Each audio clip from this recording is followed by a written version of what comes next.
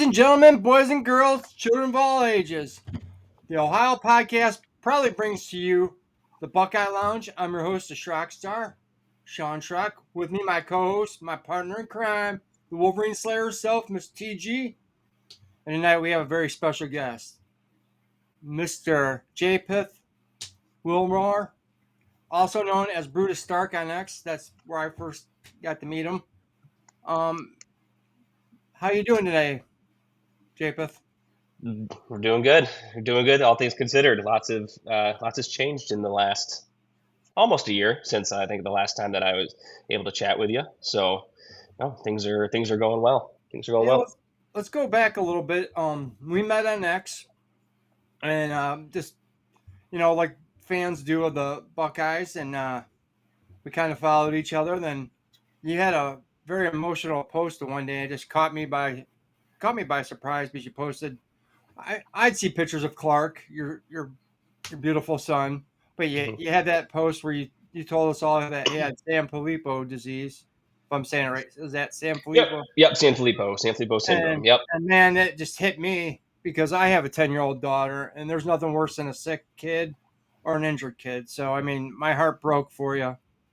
I was with the Buckeye boys at the time. I reached out to Devin Mello and said, "Hey, let's do something for this guy and for his son," and they agreed. And then I saw that Bo Camaro was reaching out to you guys. I thought, Hmm. man, that dude's pretty cool that he reached out to you guys. He's trying to help you being a Tennessee fan. It was right before the playoff game, so Yep. I had Bo and you come on, and you guys, we had a great time talking, and we raised some money for you guys, and Yeah.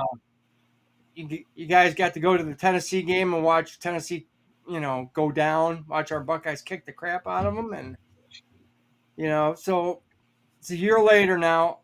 Give us a little update on how you guys are doing. How's your family doing? How's Clark doing? How are you guys doing? Yep. So, for I guess if anybody doesn't know what Sanfilippo is, it's kind of like Alzheimer's in kids. Clark's missing an enzyme in the body that results in a waste product building up, and that eventually causes brain damage. And over time, they start to display symptoms kind of like Alzheimer's, but typically it starts to show in kids around the age of like 3 to 4. They learn, they grow like normal kids, and then around that 3 to 4, they start to lose skills, and then ultimately, kids with Sanfilippo pass when they're in their mid to late teens. Nobody's ever survived Sanfilippo. It's at the moment currently 100% fatal. So yeah, we met Bo, and got to go to the Tennessee game. They fundraised, Buckeye Nation, Tennessee Vols. They all fundraised. A lot of Michigan fans too to help us get there. Got to watch Ohio State, take care of business then, and then we ultimately ended up to go to the national championship game. So come January, Bo reached back out and said, "Hey, this has kind of become a big deal. Ohio State's on a roll. They've kind of become this good luck charm. A lot of people would like to see you guys in Atlanta. Let's get you there." And so Bo put that together, fundraised a lot to get us there. Dunkin' Donuts actually is who came through and got us the tickets to the game. They reached out, and they always they said they always donate tickets to someone that they think could use a good kind of escape from something that they've got going on. And so Awesome. they picked us, and that's how we got to go to the national championship game. So got to see them win it all there, and that was super fun and exciting. And then yeah, so that's kind of how that all went. And then as far as Clark and Sanfilippo, in April, we got contacted by the University of Minnesota. They're a well-known university in kind of researching Sanfilippo syndrome, and they're reached out and was like, "Hey, we've got a clinical trial that's about to start for an experimental drug." And Clark was on kind of a registry for kids with Sanfilippo. We'd like to fly you guys out and screen him to see if he qualifies for the trial.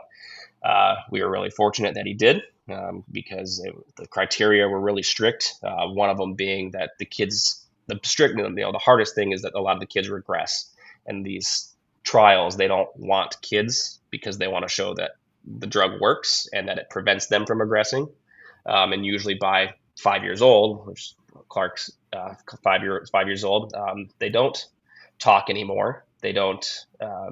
communicate well. A lot of the times they aren't able to feed themselves, and we're fortunate that he's not at that point. So he was a good candidate, and we have been going to Minnesota every other week since April. We fly out there, spend a few days, and he gets his treatment, and then we come home. So as far as we can tell, we feel like it's working because he's in school. He's, like I said, he's in kind of like a pre-K. He's still learning. He is still growing, hasn't regressed, hasn't losing skills. He's actually seems like he's getting learning more, which is the opposite of what you would expect for Kit Sanfilippo at this age. So we're feeling good. That's so awesome. Yeah, that's amazing. Yeah, yeah. There's a lot of reasons to be hopeful. So we're feeling good. We're ready we're glad football season's back. I made a post on Twitter, week one against Texas when we put the game on, and he was decked out in his Ohio State gear, and he had his football, and he was pumped. He was like just screaming Ohio State and screaming touchdown. So he was ready for it. So we're happy to have that back and something that we can enjoy and try to forget all the negatives that we got going on and just have fun. What do you think was your favorite memory of last season? Yeah, I mean, the Tennessee game was really cool because we actually got passes to go on the field. So that was something that was really cool. The national championship was really cool, but we got to go down on the field. And I actually don't remember how well this was circulated back for the Tennessee game, but Bo, he's like, obviously I'm a Tennessee fan. I have no connections with Ohio State. He was trying to find a way to get us tickets, and he was having a hard time because the tickets were actually sanctioned through the playoff versus it being through Ohio State. So Ohio State, in his, he was like, I don't really have any connections there. I'm being told that because it's through the committee essentially, that they can't donate tickets, or it's hard to get these free tickets or for you guys. So actually Coach Day donated the tickets. It was it was actually his son and wife's seats that we sat in. We sat next to Coach Mick's wife actually during the game. Wow.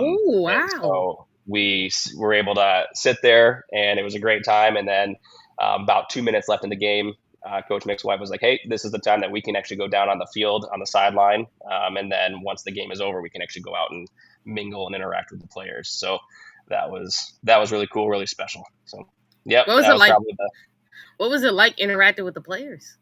I didn't realize how small I was until I got to go, get down on the field with these guys. It's really funny when you see them because you watch these games and it's all relative.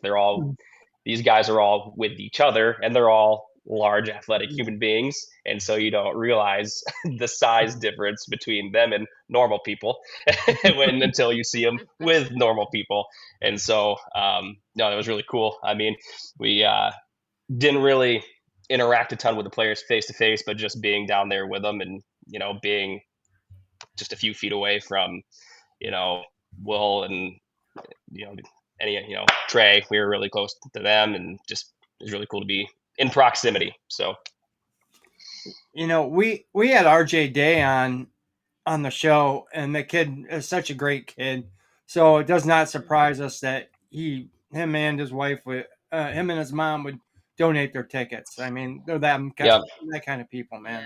Yeah, they were great because they ended up they were actually, because we had their seats, they were on the sideline the whole game, just kind of standing and walking around since we were in their seats. But there was that game was incredibly cold. I mean, it was freezing, it was below freezing. And so there was a point towards the end that Clark was starting to get kind of upset just because it was late. I mean, I think at that point it was like well after midnight. And RJ came over and checked on us and found a blanket, one of the players' blankets that they were using to stay warm, and chucked it out to us because we were right there, and that's awesome. Made sure that Clark had something just to try to keep him a little bit cozier. They gave us a hand warmer. That way he could wrap it around him, stick his hands in. So, yeah, he's a great, great kid. Wow, that's awesome. That's amazing. It was cool.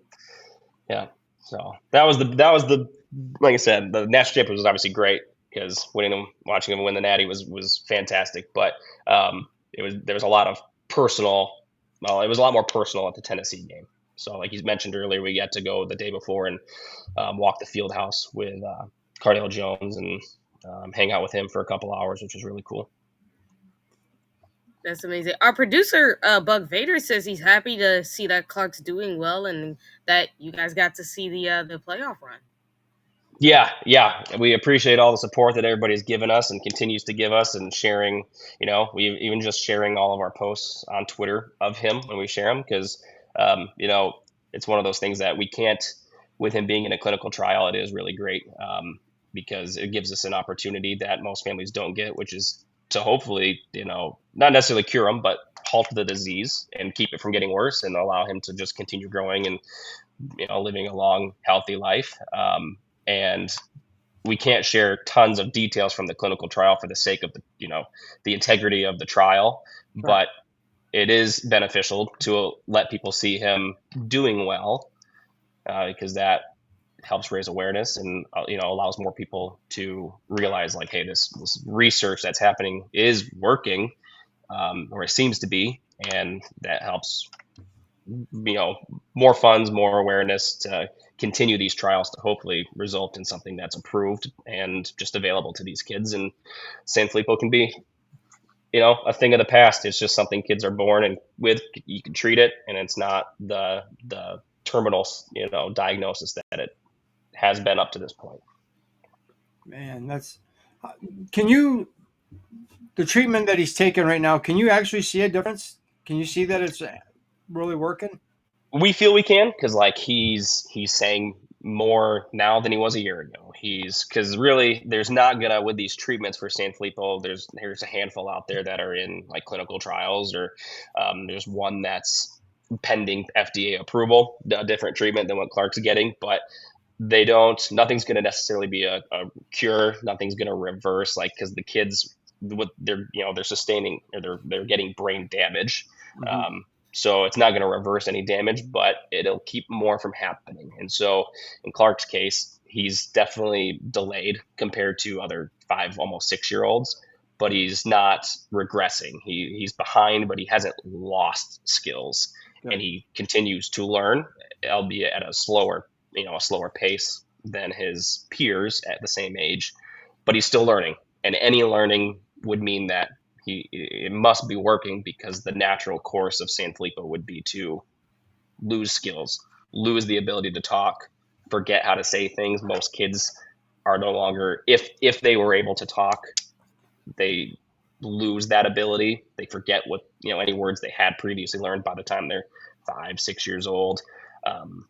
Many are in wheelchairs or strollers because they lose the ability to, brain loses the ability to communicate with the, arms and legs, things like that. So where he's, if you were to meet him, you would think he's just a normal 5-year-old with maybe like a learning disability at worst, not a disease that is pretty terrible in its natural course in most cases. So we do feel like it's working.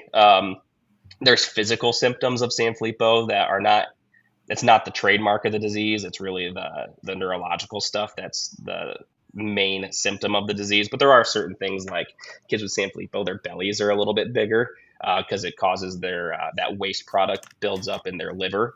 So the liver gets big. And so if I were to, I could share them on Twitter, pictures of Clark when he is, 2, 3, 4 years old. His belly is huge, and we always just thought it was this fun little, little kid belly, but it was always kind of hard. And lo and behold, it's because his liver was enlarged and pushing his belly out. That's gone, completely gone in the last year that he's been on the treatment. So That's awesome. that treatment he's getting is the enzyme that he's missing is every other week injected directly into the brain through a port that he now has on his head. You can't see it; it's under the skin, and then they just stick a needle through and give him that enzyme, and it breaks down that waste product in his brain. It makes its way from the brain into the rest of his bloodstream, I guess, gets to the organs and everywhere else in his body, and clears out that waste product. So as far as we can tell, It seems to be working. We don't get any of the results of the labs they take, again, just for the integrity of the study. But we actually, being that we live in Michigan, the nearest like geneticist is at U of M.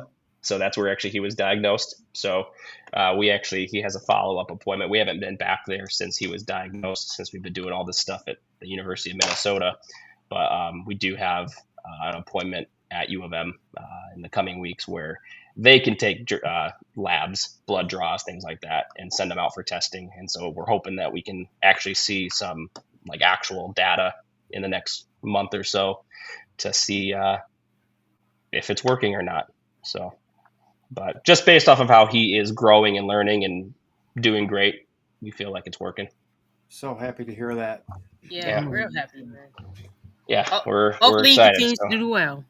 Yes, fingers crossed. We just keep going out there. The trials for 2 years. We're only at like 6 months, so we've got at least another year and a half of every other week flying out to Minnesota and spending 2 days there and coming back home. So far this year, how would you rate the Buckeyes so far, Japheth? I have been very pleasantly surprised. With as many guys that we lost to the NFL, I never expect a down year for Ohio State, right? Like I don't expect us to have a bad season, but I think that they are a lot better than I probably anticipated coming out of the draft. I mean, I think Julian Sayin is as advertised. He's been extremely accurate with the football. A couple mistakes here and there, but I mean, it's first year starting, so to be expected. And I on Twitter, I feel like I see a lot more doom and gloom than I do anywhere else. And I feel like leading into this Washington game, I see a lot of, to be fair, they seem to be at least they're a good team. They really are. To be respected, obviously. But I feel good going into this weekend. I think post playoff, post national championship Ryan Day is a different Ryan Day. Mm-hmm. Oh yeah. And I don't have the same reservations going into bigger games currently that I may have in the past. Absolutely. And I would say that Ryan Day, it's like that pressure is finally off his back by winning the Natty. Now I think he can handle and he's won so many big games in multiple weeks in a row, multiple times. Back to back. So it's like now you're comfortable because he's comfortable with how to win big games now. And now you're just like, okay, Ryan Day can finally, the only game you need him to win is that one up north. Yep. That's the one more. That's the one more. That way I can, being that I live in Michigan, that way I can stop hearing about it. Yeah. And we had talked about Penn State. A little friend of ours is in the chat as usual. Penn State Sports Talk. Yeah, I always see him in the chat, and it's like, dude, we've seen your running backs before, and your running backs couldn't run a hole through Ohio State at any point in time. So that's the Washington running back he's talking about. We haven't seen one like that, and that's true. We haven't yet. I'll say this: he's better than Penn State's. Hey, I wonder how the Penn State Sports Talk guy is going to feel when Jim Knowles bounces after a year. All right, take that Oklahoma State job. I wonder how he's going to feel if their defense ain't playing very well in their first year after all that talk they were talking about. Like, oh my God. Like, I'd be nervous about, if I was a Penn State fan, I would be nervous playing Oregon. Yeah, I wouldn't feel not great. Just Oregon, but it's like they kept getting all this hype about playing against Ohio State, and it's like now you're nervous. Yeah, and it's I would not feel great about this weekend. I wouldn't feel great about this weekend. I would not feel great about the Ohio State game. I'm not feeling great about any big time game until James Franklin proves it. Because as much as we all went on Ryan Day, the reality is, with Ryan, at least he's a first time head coach trying to figure things out immediately. And once he does, we figured he'd be fine. Mm-hmm. But with Franklin, it's like, dude, you've been a head coach longer than Ryan Day. You still ain't figured it out. He's staying home. Oh, you better hope he does. But if he does, who knows? Maybe your defense will be good. Let me see. Super chat. Yeah, super chat by Arcane Mangoes, who says Penn State sports talk, shut the y'all want to be a contender. Oh, that's funny. We are the third best team in the country. We'll be number 1 on Sunday. No, you won't. I promise you that. You're the third best team in the country, and you'll probably end up that way too, buddy. To be quite honest, I don't think anybody, like, people believe you were number 1 only because everybody believes you could do what Ohio State and Michigan did in back-to-back years with what they did. But I've gone on this show saying it before.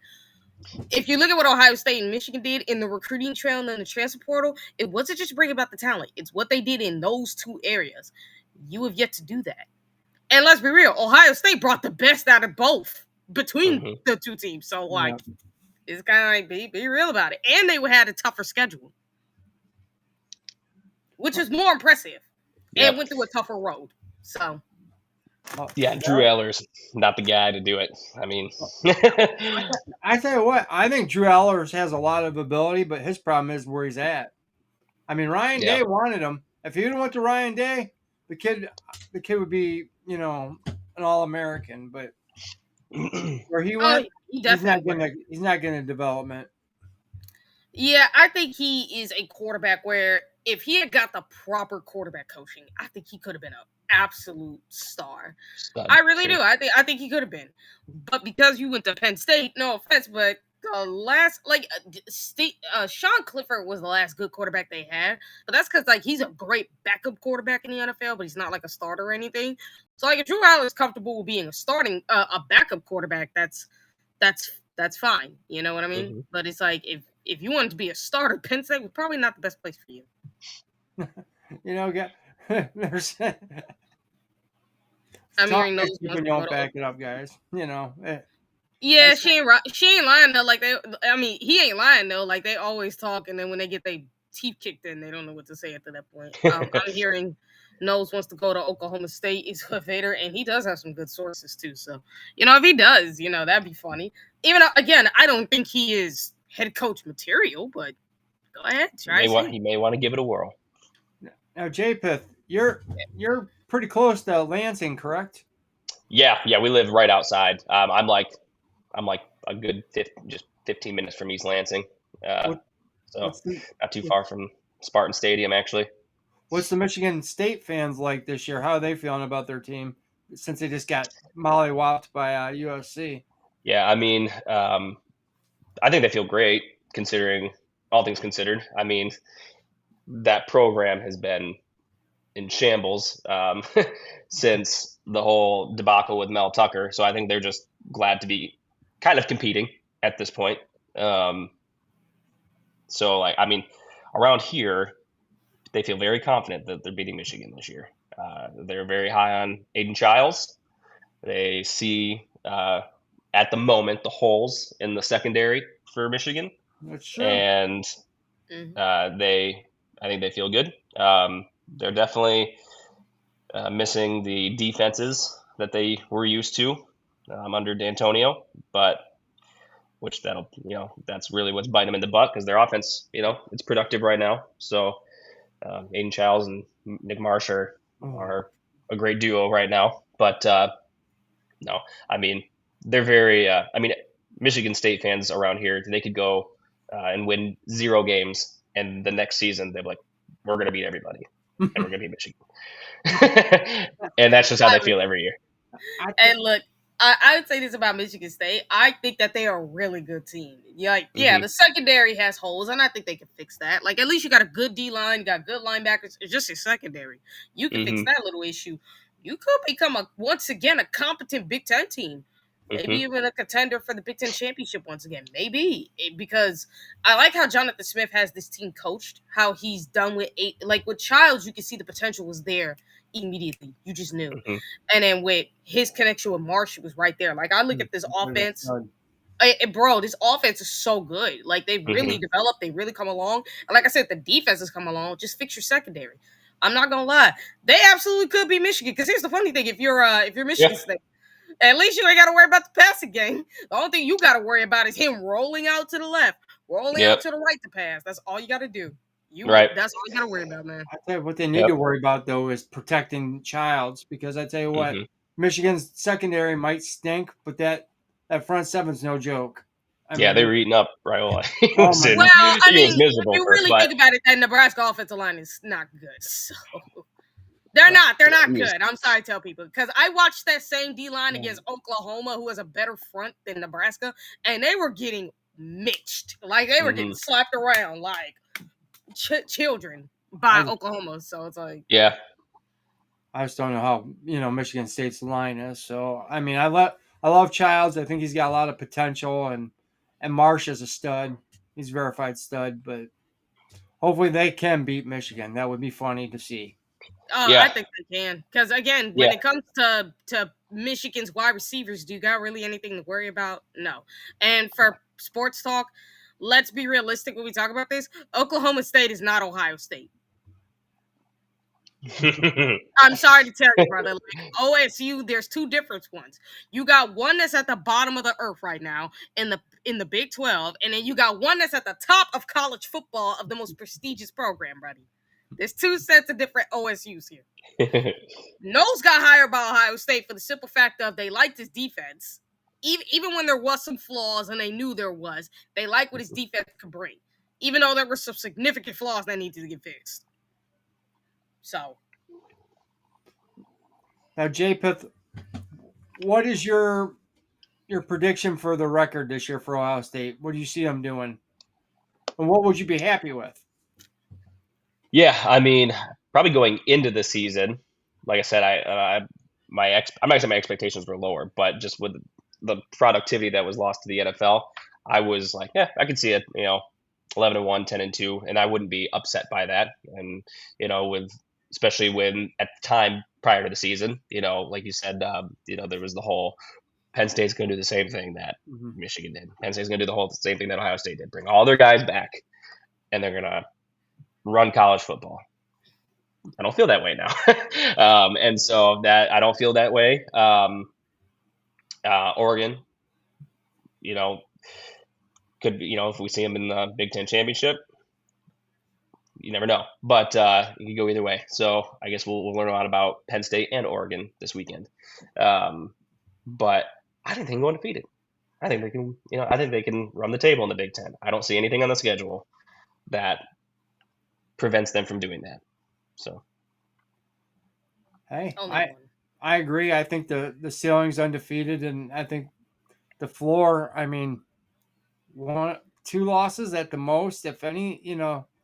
Illinois, and maybe God say till he beats the team up north. I mean, until he proves he can do it. Yeah. I mean, yep. Washington might be tougher. I mean, Illinois. I mean, Indiana really put it to them. I mean, when you think about it, Indiana actually might be a better team than what we think because Illinois really is a good team. But man, Indiana, they showed they were much better in this side. And that is a good team. Like, I'm not going to underestimate Illinois just because they lost to Indiana. Like, I think it shows Indiana might actually be a tier 2 team for once. Like, oh my God. Indiana of all teams? I mean, I know. I'll see how much longer he sticks around there. He's old, though. You know what, though? He said he wants to do it there. He didn't want to leave for a big-time school. He wanted to make Indiana a powerhouse. And you know what? The last couple of years, they have invested a lot into their facilities. The stadium's beautiful. I mean, it would be nice to see Indiana, be a consistent power in the Big Ten. That would be nice. That would be amazing. I'm not going to lie. Yeah, but no, when I look, I mean, based on the schedule, I think they're fully capable, and they're just going to keep getting better. Sand's going to keep getting better with the ball. I think Bo Jackson's going to be the guy, and that's going to make a huge difference going forward. And as far as defense looks great, I think Matt Patricia's confusing quarterbacks. That's one thing coming up this weekend, with how Washington's quarterback has played very well, but it seems to, Matt Patricia's defense seems to be throwing these, quarterbacks into chaos, trying to figure out what he's doing. Granted, I don't really know what to think about Arch yet, but he was in a blender in the Texas game. Trying to figure out what was going on. So, but I always, working with, I work with a lot of Michigan fans, and they ask, how do you feel about stopping this quarterback on Saturday. And I was like, we got a Caleb Downs, man. That's all. We've got a Caleb Downs, and that's all. That's enough for me to feel Arvell confident Reese. going into the Don't game. forget about Arvell. Arvell Reese. Because Yes. Arvell will be spying him like no tomorrow. And we got 100%. Sonny Styles. And Sonny Styles, we got the two best. I mean, we got the most athletic LB room in the nation. So, I mean, The best linebacker room in the nation. Yeah, and honestly, it's funny because all I was thinking about last night as a Lions fan, watching the Lions contain Lamar, was right there. There it is. What they're doing is what we will need to see on Saturday, as far as containing him on the edge and not not missing tackles. That was something that watching the Michigan game, I was just like, holy cow, Nebraska. I feel like Their tackling never was seen. horrendous. It was atrocious. And then It was the same bad. thing was happening in the Washington State game. Just missed tackles all over the place, where negative plays turned into big gains. You know what's super funny is, like, when I watched the Nebraska game, I'm like, I could tell they have no, like, and this is very obvious with Michigan too. Both these teams have no depth, because I'm watching Nebraska. I'm like, their defense was winded because their offense could not sustain a drive for nothing, so they were winded, and they had no players that could step on the field to help these guys out. If you think about it, for Nebraska, I mean, think about it. You had a defensive lineman on the field.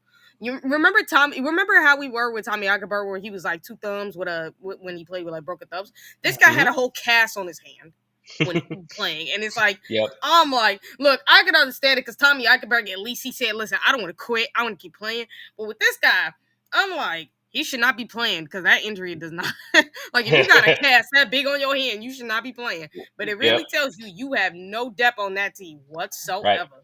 Right. What's it say that he's the best part of that position with one arm? I mean, the guys behind him got to be pretty sorry that, hey, the one arm guy's playing over me.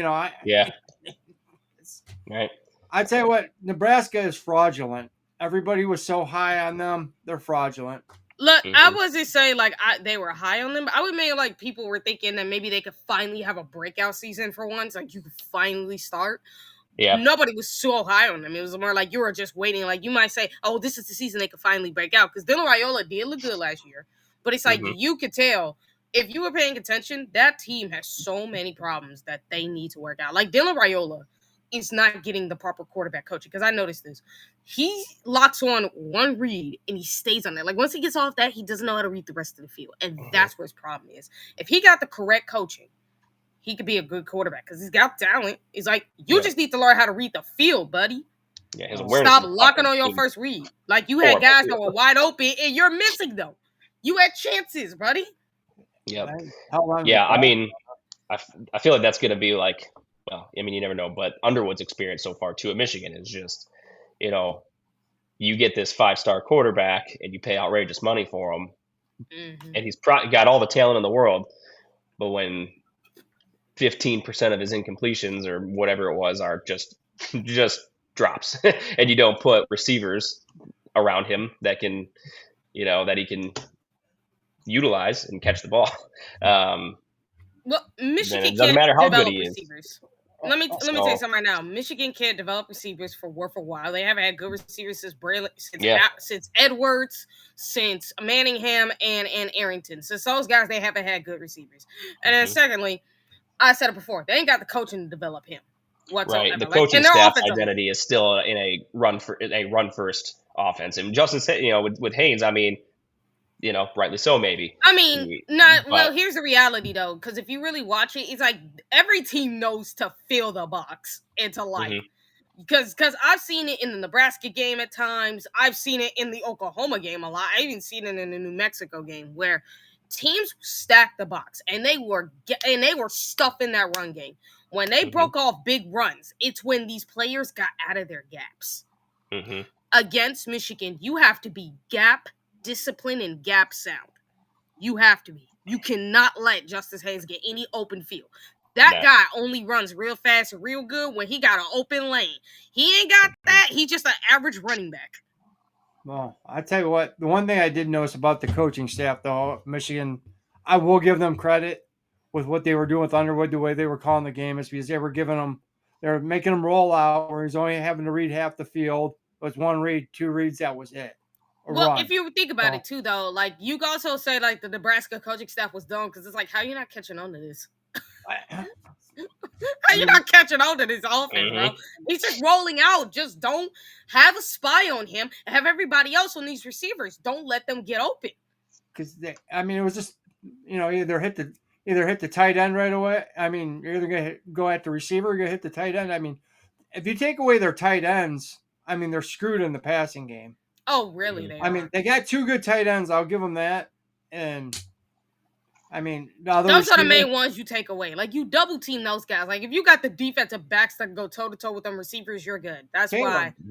That's why I'm not worried about like us against their team fully because it's like you can see their offense because our defense will mollywop their offense. The only thing you're worried about for Ohio State is what is your offensive game plan because that is what cost you last year.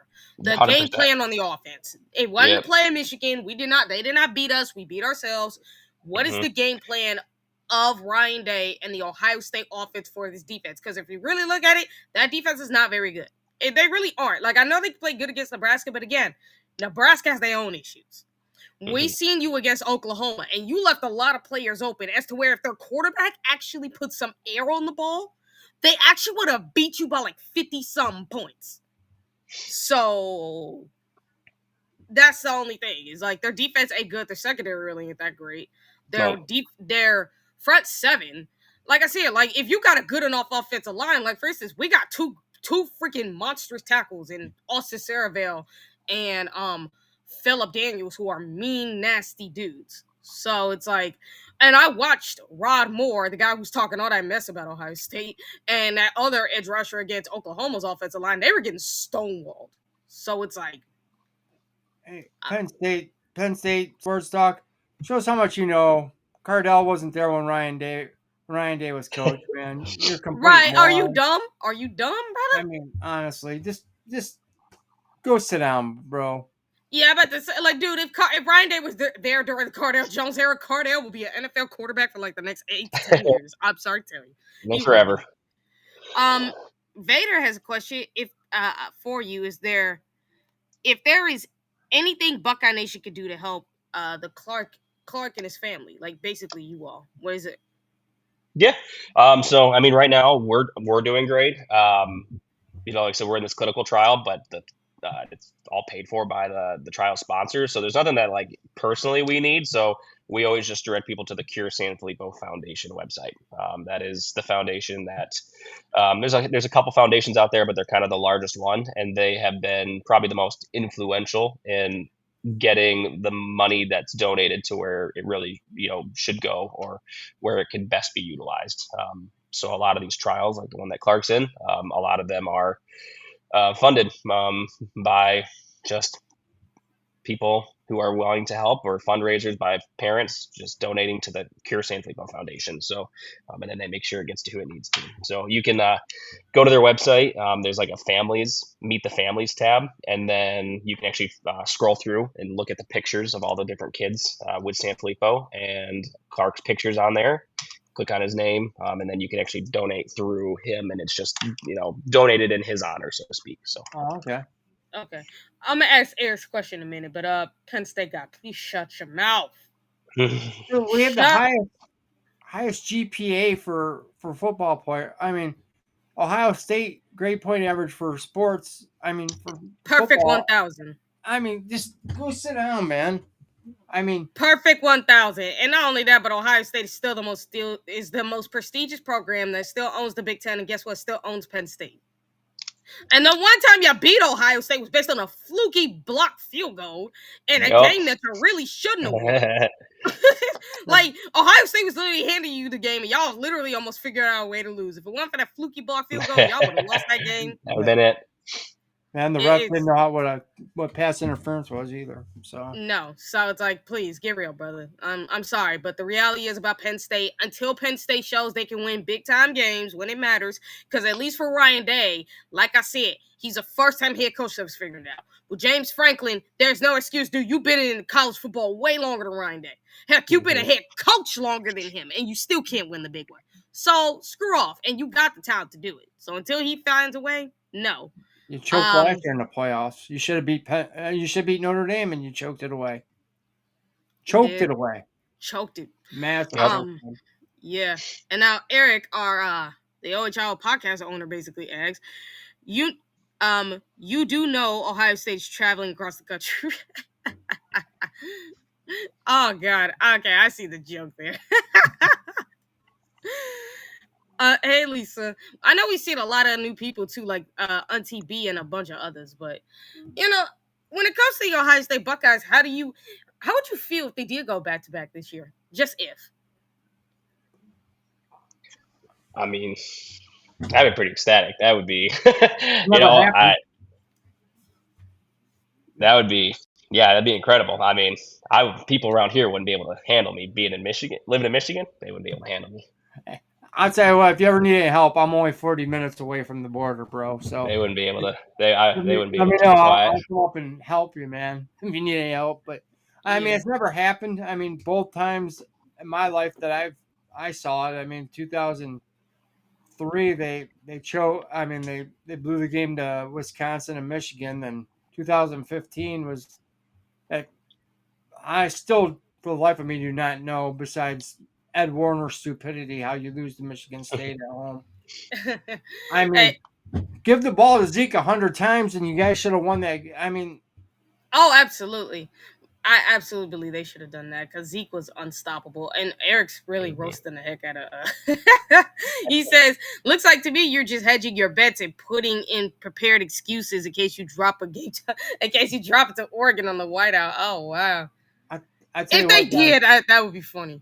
I'm predicting something. I'm not predicting back-to-back national championships. I'm predicting a three-peat. I think they win 3 in a row because I think next year's team's going to be even better than this year's team. And I tell you what, we're still working. I mean, Brian Hartline's still learning how to call plays right now. But he's doing pretty well at it so far. He's doing pretty well. But, I mean, we haven't even scratched the surface of the potential of this team, and they beat Texas, the number 1 ranked team. So, I mean, we want it like last year. We want to be playing our best ball at the end of the year. Yep. Going into the playoffs. I think if that happens again, Right. Yeah, I don't think you're wrong. He said post Natty Ryan Day is a different beast, and I just have this feeling that this weekend, and then as we go into these large games, that the type of games that we saw in the playoff, coming out hot and not looking back, is going to be the new norm, or what we should at least expect from Ryan Day. I think that's what it's going to be.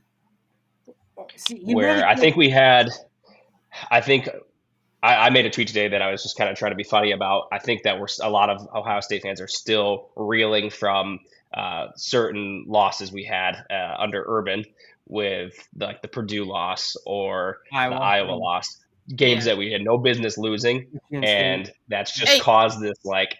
You don't have to worry about it. Yeah, you ain't got to worry about that under Ryan Day. You don't, because he doesn't, outside of the scum game last year, which that's understandable because of a mental block they put on him, which hopefully he breaks out of.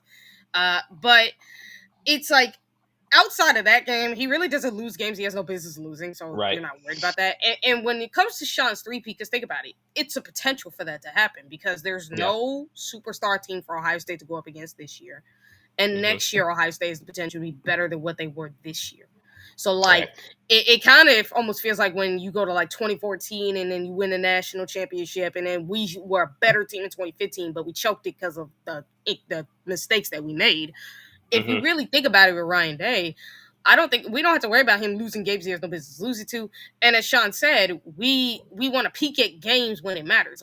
If you want to know the truth of this, LSU back in 2019, people really do overvalue this team in a lot of ways, because what people fail to understand is the entire season, LSU did not look like no national title team. They really didn't. Go back and look at 2019 LSU. They did not look like a national title team until the final 4 games of the season. Their rivalry game at the end of the season, their conference title game, the semifinals, and then the national title game. Those are the 4 games they look like national champions, and they went on a historic run. That's exactly what Ohio State did in 2024. We did not look like a national title team all year. We did not, especially in our rivalry game. But then we go on this 4-game win streak and just dominated and looked like the national championship beast that we were. Yep. Like I think that's what this team is going to do. I think every single year. I think that's going to be their main formula. Is we're going to win the games, but we're not going to peak at that point in time. What we are going to do is we are going to peak at the right time. We're going to peak at the final 4 games of the season. That's when we peak. We peak at those 4 games, the playoff games. That's where we peak. That's where. And I think that's the smart approach to it, too. Well, this year he really didn't have. I mean, that's basically what they had to do this year because, I mean, you had a quarterback that hadn't started a game. I mean, you had to rely on your defense. You had to play good special teams, and you didn't put too much on the kid where he's going to be, overloaded where he might throw the game away. So, I mean, I think the game plan in Texas was great in that sense. I mean, one hell of a job they did with the game plan, and he carried it out. I tell you what, Julian Sane is going to be a stud. He's going to be awesome. You can see it. I mean, they just had to take it easy with him to ease him into it. But man, he did a heck of a job. He did, and I'm all into the Sane thing.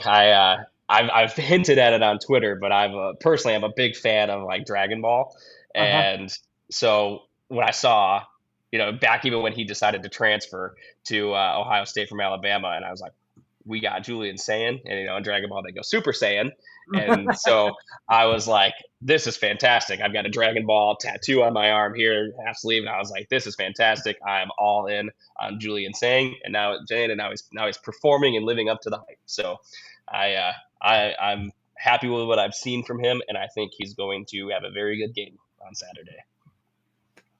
Yeah. I think that from what we're going to see of this team for years to come is I think Ryan Day will finally get over the scum hump, and I think he'll start beating them every year because I think that would have been an ongoing case had the cheating not started. I think we would have been beating them all them years. But I always say this, for as much as we hate the losses to scum, they may have painted Ryan Day into something better. This might actually be the one biggest positive that you could paint for Ryan Day as far as the losses to scum is it may have prepared him to become a much better coach. Like it taught him how to deal with adversity, how to handle and navigate, but also it taught him some lessons about the game itself and how he needs to win this game. I think is what it taught him. And I think it might, and for Michigan fans, this might be the worst thing in the world because if these losses actually help Ohio State, because we talked about it before, Shaun, remember like how we said Ohio State always had that next level they could get to, but could never quite break through. I think that these losses to Michigan might have helped Ohio State get to that next level and may have helped us with our head coach because we talked about it. Ryan Day could be the next version of, Nick Saban because when you look at everything he does, because everybody always wants to compare certain coaches to Nick Saban, and we know like finding Nick Saban, you always think it's impossible because Saban is Saban. Like Saban is a different breed. He is, it's true. But you actually have to think about it because they always say his former coaches could be the next him. But the reality is, when you look at what Ryan Day is doing, it is very similar to Saban in so many ways for this reason. Like, I talked about how he does his coaching hires now.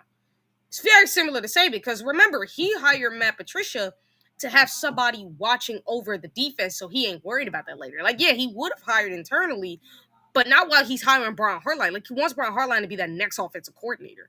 And once Hartline is fully comfortable and Ryan Day can have him calling plays and he doesn't have to worry about it so much, maybe at that point he hires from within. Because I think Tim Walton would be the next DC, in my opinion. I just don't think he wanted to have two guys that he had to be. No, that's the point because that's what Saban did. Because Ryan Day's specialty is offense, and he's gonna internally hire on the offensive side of the ball and hire somebody on the defense to like really make it better. So he's not worrying about it. Like he needed a head coach of the defense to watch over it. That's what Saban would do on the offensive side of the ball. Because what is his specialty? Defense. Secondary. So it's like.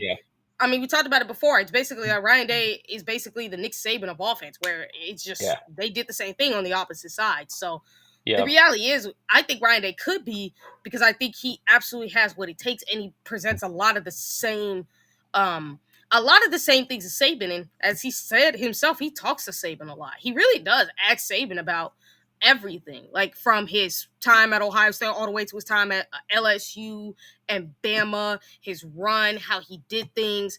Like Ryan Day, I think one of the greatest advantages he does have is you're talking to former coaches from Ohio State, like Urban Meyer, Jim Tressel. You're talking to John Cooper, even from his own experiences. You're talking to now Nick Saban. And, you know, if he wanted to, he could get Chip Kelly to put freaking Pete Carroll on the phone, who people tend to forget is another former Ohio State coach. So, you know, if he wanted to, he could ask them about how they did things. Now, I don't think Ryan Day is going to like take everything they did, but I think he's going to pretty much look at what they did and try to accumulate it in his own way as to how he can run his team. But in his own way, like how he can make it, how he can incorporate it into his team in his way. So I think when you look at Ryan Day, he's looking to become better as a coach, and he's not satisfied with just one natty. He wants to win more. He does not want his team to get lazy. He does not want them to be up their butt. He does not want them to be complacent. He wants them to continue doing this for years to come, and I think that's why we're going to be in the middle of a dynasty run at Ohio State. For that very reason, because he's looking for reasons to really take Ohio State to the next level. And that if that does happen, thank you, Michigan. And guess what? You basically helped yourselves become even more miserable. Think about that if you're Michigan. Think about that if you're Michigan. The thing that people anticipated, I think, outside of the Ohio State fan base coming into the season is that I think people felt that he was more of a, I want it, cool, I accomplished all, you know, what I wanted to accomplish. There was going to be this receding of Ohio State after last season. Like, they're going to have a down year. And I don't think they realized, like you said, like, it's not just one. He doesn't want just one. You know, he wants to be the best Ohio State coach of all time. He wants to catch Woody Hayes. That's what he said. He wants to be the best. I think he wants to be the best college football coach of all time. I don't think Ohio State, yes. I think, he wants to be the best, not only in Ohio State, but also all time. Like, he wants to catch Saban. He wants to catch Woody Hayes. And he's gonna, in my opinion, he would. It's even more hard. It's even harder now because everybody's got the NIL. Everybody. I mean, well, here's the funny thing. Here's the one thing. Everybody has NIL, but we talked about this on the show before. You get at what happened to Texas A&M? That's right. Yeah, like, it's not just it's not just money. Like, yes, Ryan Day and the people have the money, but you see how they spend it responsibly. Like, they mainly focus on using it on the players that are already here and players in the portal that are proven who fit their culture. Right. They don't use it on recruits like that. Like, they'll only use it on, like, they'll still pay recruits, but they're not going to pay them like $1 million or $2 million like you're seeing some of these other desperate schools doing. Like, they preside culture above all because that's what wins you championships. And Saban said the same thing. It's like, culture wins your championships. Like, how else do you think Saban created that dynasty? That was the culture that he built. Same with Bill Belichick, like what he did with the Patriots. Like, the Patriot way wasn't just the same. That was a culture that they built over there, that Bill Belichick built. I mean, look at the Kansas City Chiefs now with Andy Reid. I mean, they built a culture over there that lasted to a point where they managed to become a dynasty in college, in the NFL as well. And it's like, that's what it comes down to in all of sports. It's not just football, but that's all of sports. If you want to win championships, it all depends on the culture you have. And it all depends on who's setting that culture from not only the people in the school, in the administrative of the school, but also in the coaching and in the players. So who's setting that? And that's why I'm so happy we have Ryan Day, because it's telling me we got a head coach and he's setting a culture that the players follow. And those players are ingraining it. And these newcomers that come in are being integrated into the culture as well. They're learning and they're taking that with them, not only through their pro careers, but also in life too. And I think, to Ryan Day's credit, that's just harder to accomplish now. In this NIL era, where you can pull a Nico and be like, I'm heading to UCLA, you know, and it's harder. Like I said, to his credit, it's much harder to create that culture now than in past years. And for him to do that and do it successfully is, I think, what would set him apart even from Saban if he continues to find success and win national championships. Like, what you did was far harder to do what you did in the NIL era than what Saban did prior. There's no doubt, because, I mean, before the coaches had all the power. I mean, you couldn't just leave like you can now because you had to sit out a year. They would tell these kids, go ahead, if you leave, you're gonna have to sit out a year, and who's gonna take you? I mean, the NIL and the transfer portal basically made everything even for everybody. So I mean, it's definitely there's no more stacking your talent like Saban used to do, and 5-star upon 5-star upon 5-star. And when you look at Ohio State, they're somehow still able to do that stack talent. That's because why? They have the culture. Exactly. Yep. So, and think about it too. It's not just like that, but they're, like I said, they're very responsible with how they do it too, because they tell these kids, listen, you're going to get paid, but everything you do is completely dependent on what you do on the field, because you have to understand. And I think the one thing as to what Ohio State tells these kids, and I think there's a reason why they don't pay them so much money, is because it's like, if you're not going to be an immediate impact player like a Jeremiah Smith, then no, we're not going to pay you. Right. That's going to be the standard. That's the standard. You got to be an immediate impact player. But the other part of it is also that pressure, because I mean, again, Ohio State fans. Well, what do we say? Yeah. What do we say? Like so Ohio State even knows. Like, it's already pressure enough being an Ohio State player. You don't want to put that kind of pressure on these guys now. Like, and some of these guys just make that decision based on their living situation with their families, and they want to get them out of the. And so I can't blame them for doing that, because that's what you're supposed to do. Like, you're gonna make the best choices for what you think is best for your family. But yeah, no, I think for Ohio State, it's just, again, a lot of these kids, they enjoy coming here. They love the culture, and that's all they talk about is, like, the culture that's been here, the coaches that are here, the players, the brotherhood. That's all everybody talks about. And when you think about it, every single player says it. They love Ohio State, but sometimes they have to make decisions based on their financial situation. Now, some just want money and that's it, even if their financial situation is good and everything.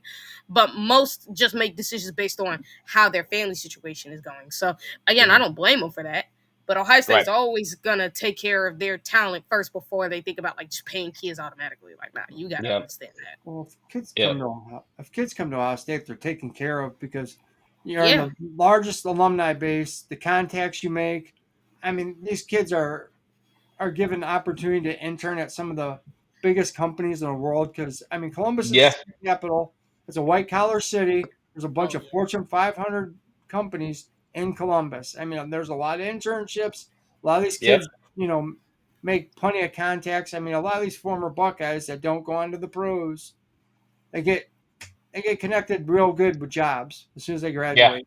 And even, it's actually and even segue to that point, just something I forgot to mention earlier that was really cool with Clark, his treatment that we go out to Minnesota for.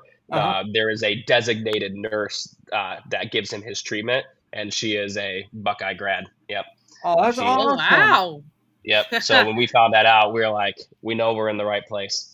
So the alumni, like you said, the alumni base is very broad. So it is. Yeah, and a former, like, Ohio, like a bunch of former Ohio State players have talked about it too. Like, they even, like, they talk like as if they've known each other for years too. Like, that's the better part of it, because it's like, for most of these former players, it's like, man, it's like we talk with these older guys or the younger guys, and it's like we feel like we've known each other, even though we haven't seen each other like that. Yep. That's awesome. I mean, the brotherhood was established a long time ago. It's just great how with each coach that came in, it's just they kind of put their own spin on it, but it's like they made it stronger. As the years went on. And Urban made it one way, then Dave took what Urban made and made it his own. But I mean, he built off of it. They just kept building off of it. I mean, honestly, you can say that with every Ohio State coach. Is like when people talk about when Ryan Day took over, it's like, guys, every coach from Ohio State took over a situation that was already stable. And they just kept it that way and built on it. So it's like when you want to call somebody a third base head coach for taking over a good situation, you can say that about every Ohio State head coach. Every last one of them. You can say it about them because... Except Tressel, because Cooper was... Well, I would say with Cooper, it's more so because of his losses against Michigan. Even though he set up a great situation as far as the recruiting, the players, and everything. Like, he really did. And he did have a winning record. It's just that he couldn't win the bowl games and he couldn't beat Michigan. Those were his two biggest blemishes. But he did set up Ohio State for long-term success. And think about it. Tressel won the national championship with whose players? Well, mostly Cooper's.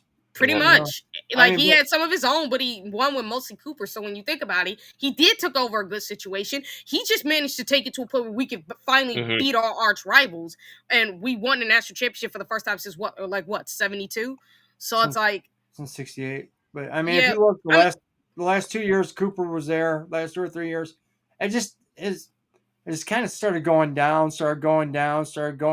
and Trussell had a way of bringing. I mean, like they said, it was a totally different atmosphere when Trussell got in there.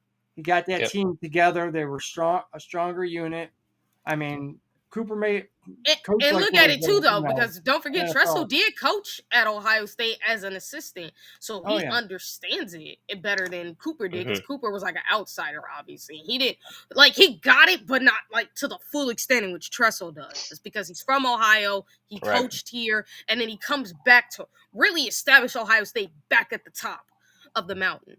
So, like, while Cooper established a good situation, it's more of you didn't fully take advantage of it the way you should have. Because you had all that talent, and you should have taken advantage of all of it. Yeah. Should have. I mean, and that's been the argument against Ryan Day up until last year, which is like, he's not an Ohio guy. He doesn't have the connection that Tressel did, or that, Urban had. There's not, but he's gotten it in other ways, though. Yeah, here's the thing, though. Here's the thing. Like, you can still have the connections to Ohio State. Like, it's not like you got to be born from Ohio. Like, you have to grow up in the Buckeye. Yeah, I'm not. You would have to grow up that way. You have to grow up that way. Like, and that's not what they did. Or Cooper. Like, neither of them grew up in the Ohio State. Neither of them grew up Ohio State fans. So, like, you could be a Buckeye. You don't have to be from Ohio. You just have to be a part of the culture. You have to grow up in it, and they didn't. So I think that's one thing. And I think for Ryan Day, think about it. I think he's really understood the culture a lot. I think he gets Ohio State better than Cooper did. And if you also think about it too, like, his kids, they're Ohio State fans. That's all they know now. It's just the Buckeyes. That's all they know. Yeah, but I think Ryan Day has allowed. Like, to your point earlier, I think he has allowed the Michigan losses to bring more of that out of him, where maybe that wasn't the case. Where, like, he's not an Ohio guy with maybe that didn't have the connections to Ohio State to really get it the way somebody like Urban or Tressel did. But those Michigan losses have bothered him to the point that he gets it. You could tell. Because like, you could be one, because he very well could have come in here and not been an Ohio guy and been like, you know what, I don't feel the same way about the Michigan losses that the fan base does. They don't bother me to the same extent that it bothers, the Ohio State faithful, and not do anything to try to, overcome that and allow that to affect his coaching. But I think it has, in a beneficial way, that has now set them on a path, to where last year, when go on a historic playoff run, win a national championship, and continue that into the season. Well, I mean, he's on the verge of something of greatness. I'm telling you that right now. I think so too. The program is firing on all cylinders. Recruiting, NIL, got the coaching staff the way he wants it. I mean, he's got a great young team filled with some veterans. So he's got a good mix of, both this year, and next year's gonna be a veteran heavy team, and it's going to be set up for success. Julian will have a whole season under his belt. We'll have a third year Jeremiah Smith. Just second year Bo Jackson. Second year Bo Jackson. I think we're gonna have another year of Brandon Ennis, obviously, because I don't think he's gonna get the production he wants this year. But I think we are gonna have another year of him and Bryson Rogers potentially. And I also think we could get Mylan Graham with Quincy Porter with some of our other younger guys too. Guess who's coming to town though? Chris Henry. Oh yeah, bro. I don't know if he'll play. I think he'll get a little bit of playing time here and there, but I don't think he's gonna get immediate. Chris Henry will get a lot of playing time. Man, if he shows up the way we think he all will, oh my God, I would love to see him at that point. We're gonna have so much, bro. It's gonna be so, like, I'm excited to see what Brian, because again, like, the reports are coming out that Brian Harline is looking to, like, really expand the rotation of the wide receivers more. So it's like I'm excited to see that. I don't know if you guys noticed, but the last game he went four wides a couple times. Yeah. I mean, I'm just like, Bryson, Brandon, Carnell, Jeremiah. Yep. Like, oh my God. Like, and you think about it too, but don't also forget, the dude also knows how to use the tight ends. yeah. Like, we didn't talk about the tight ends at all. Like, we got Yeah. 4 Yeah. tight ends, the best tight end room. Not even just 4. Like, we got the best tight end room because you got like Nate Roberts who's showing something. You still got Max LeBlanc. Like, you still Brody Leonard, even though he's not going to play this year, you can tell that kid's a future stud. It is like, Yep. and the way we had 4. We see with Jelani and Bennett, of course, and Will Kazmeri. Like, the fact that we had them out there with Max Clare, these 4, and then we had Nate Bennett at the 5 playing like fullback. When we had those guys in there, if you're a team, how you finna stop this? Because now this passing attack, you're not just talking about the receivers. Now you're talking about the tight ends. And think about it, like everybody had laughed at. Everybody did not think highly of Keenan Bailey's hire, and then look how he just transformed the tight end room overnight. Yep. No, I'm excited for Saturday. Because I mean, I'll probably get to more of it this week watching Washington's games up to this point. But I mean, kind of the same thing with Michigan. Like their biggest holes is their secondary. That's where I think we're gonna. I mean, I think we're gonna score points and we're gonna score a lot. To spread them out, man. I would spread them out. I would go with that. Yeah. I mean, if that's their weakness, spread it out, protect Sane, and let them throw the ball around. I mean, we're still gonna want to try to run some too. I get it, but man, if that the spread's 8.5 right now, it's free money. I think that's free money, for sure. And he's a funny 25-game winning streak, I believe. Yeah, 22 because it's so loud. I'm not gonna lie. Like Washington's home stadium might actually be louder than Autzen. And Autzen was loud. It just MT79 just said, "Do Bo Jackson be better than?" I think I know what he said. Not better than the original Bo Jackson. No, that dude was a freak. Is that the lick Chris Henry? Yes. He's talking about Chris Henry Jr. Yes, that's Chris Henry's late son. Now, Japheth, what we always ask our guests here at the end, towards the end of the show, we've been on here for over almost an hour and a half. We'd like to get a score prediction from you, and not only a score prediction, but give us an offensive MVP and a defensive MVP. Yeah, I think Carnell Tate might be the guy on offense. I think there's going to be a lot of focus on Jeremiah, and that is going to open things up for. I mean, that's already kind of been happening. Yes, I think it's going to continue to happen. The strength is so far. Washington's strength has been their run defense so far. So I've got to wait and see how our rushing attack looks, because I was feeling really great about Bo Jackson after the Ohio game. So, but I think Carnell Tate might have a kind of a open game for us, and then Arvell Reese I think is going to be the big hitter on our defense. And then as far as the score, like I said, I feel differently than I have in the past, where I would probably have been more reserved in my score prediction. But I feel really great about the defense, and I think we're going to score a lot because I think we're going to pass on them a lot. So, I mean, I would be pulling out I feel good about like a 42-17. Ooh. I was thinking like 35-14. Give us a wild prediction. Like someone's going to score a touchdown, an interception. Do you have any wild predictions? I think on my way home from work today, I was like, I feel like we're going to get a Caleb Downs pick.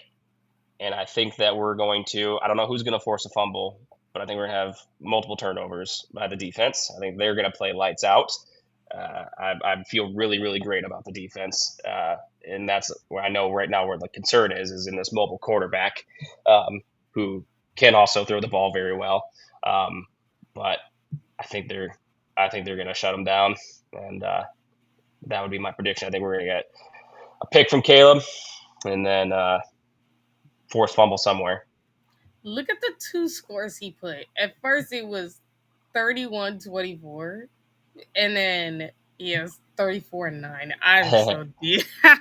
I mean, hey, if the defense plays like that, which they absolutely can, hey, I can see that. But I think Like their you said, with it offense. being loud, I mean, like I said, I think they're going to come out hot. I think that's the new Ryan Day. Like I said, I think they're going to come out playing hot from the start. But being on the West Coast, I mean, 3:30 game, right? So it's going to be, Noon. what time over there? It's going to be like noon over there. It might throw them off a little bit, but we'll see. But I think if I mean, we're I would used to say playing when at it noon. comes, yeah, we're used to playing at noon. I mean, we have night games every now and again, but I would say when it comes to the when it comes to the Loud Stadium, I don't think that's gonna hurt Ohio State's defense, because remember we had one of the former defensive players on, Shaun, and he talked about how he said if you were to go on the road game, they prefer the road game because they have to be quiet for the offense to hear. Yeah. But they True. have to be loud for our office, for the opponent's office to be able to not hear. So when you think about it, it's kind of like, ooh, if you're a defense, it actually benefits you being on the road.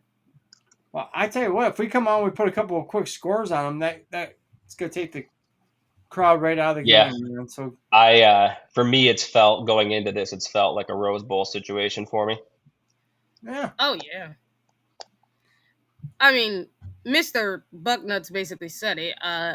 Reese and Styles gonna eat. Yeah, I think they are too. I'm not gonna lie. I really think they could. Mm-hmm. I was thinking, I was 42-14. That was gonna be my guess. 42-14. Yeah, I was thinking 35-14. Only because I can see like Ohio State. I mean, I could see them putting up the score a little bit, but if like the defense is out there, especially with how deep we are, I think they can hold them. Mm-hmm. Oh, I think they also might get a cheap score at the end if we're playing some of our third stringers, and they keep their. I mean, our third stringers are no joke though either, because our third stringers show they can play. Mm-hmm. They shown it. Yeah. 45-14, Linda Jackson. And I do want to shout out Miss Auntie B, because she's someone we've seen up here as well. Let me go back all the way up to the top, because I know I've seen her right here. Auntie B. Yeah. Hey, can I shout them out? Like, if I see new people come in, I'm going to shout you out. So thank you guys for coming in. Japheth, thank you so much for coming back on, bro. Yeah, of course. Thanks for having me on. It's fun to talk football, especially since I don't get to do that around here very often, because nobody wants to hear me talk about Ohio State. So that's why I like to be as active on Twitter as I am, because it's the only community I've got to talk about Ohio State football, because it ain't happening with my peers or coworkers, because obviously, because you're in a state that don't like Ohio State for the most part, unless you're in the Michigan, unless you're in a place around Michigan State where Michigan State and Ohio State fans get along real well. Yeah, which I do. I mean, I'm in the Lansing area, so like there is the enemy of my enemy is my friend type of thing. But so that does help. But it is they don't want to get into the intricacies of Ohio State football. Of course. So so it's fun to chat. I'll tell you what, Monday night Eric has a call-in show. Call in, man. And Saturday, Chris also has a call-in show in the morning. Thursday, on the Saturday nights. Thursdays, TG, not nights, days. Our friend Mika. They have a killer show, the Buckeye Ladies. We have that coming up this Thursday, obviously, and we're going to be talking about a whole lot of things. Now we are going to bring up some Buckeyes, because I talked about it on the watch along, where I said Emeka Egbuka would possibly play against the Jets, and he did. Even though he had like a groin and a hip injury, he did end up playing, and he played for them. Bro, he balled. He made the most spectacular one-handed catch. Yeah, that was really nice. Y'all gonna hear NFL on there, I'm promising y'all, but you're gonna definitely hear about the Buckeye players. JSN is I have him on my fantasy team. You should, dude. He the dude. And it's just Meadum 79. Thank you. And thank you for the compliment. Hey, thanks again, Japheth. Give her love to Clark. Tell Chloe we said hi too. Yeah. Will do. You guys are more than welcome to come on anytime. And you know what? Anytime you ever need any help or anything, fundraising or promoting anything, let us know and we'll promote the heck out of it on here for you. We'll let you come back Appreciate it. on. Yeah, You know. that'd be great. Love to be back on and chat with you guys. Now, is there a Awesome. website? What's the website if someone wants to donate? Yep. So it is the Cure San Filippo Foundation.org. I actually think if you type in Google curesff.org, that will bring up the website, and then you can learn all about the disease if you want to sit there and go through everything. They got lots of info, and then like I said, there's like a meet the families section, and you can go through and see all the faces of the kids living with San Filippo, kids who have passed. And then you can click on their faces and learn more about them. They have a family profile for every kid on there. And then, like I said, you can find Clark. And if you feel inclined to donate, it's appreciated. And if you do it through Clark, it's just donated like kind of in his name. So Okay. All right. And speaking of promotion, Shaun, before we head off, don't forget our sponsor, MyBookie. MyBookie.com.